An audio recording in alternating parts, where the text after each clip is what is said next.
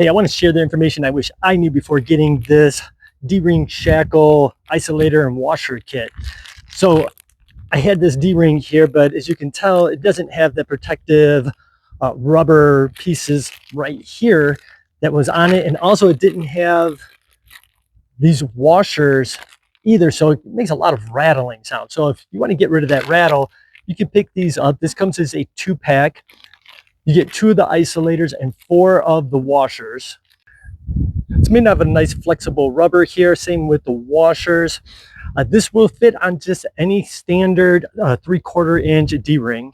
Now the big question that you might have is how easy do they go on and what does it look like once it's on? So I'm just going to push this right in here.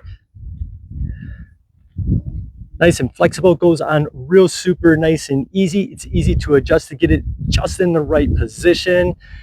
So it fits on real nice and easy, gives it a little bit sharper look. Now they do come in different colors, so you can get the exact color combination that you want.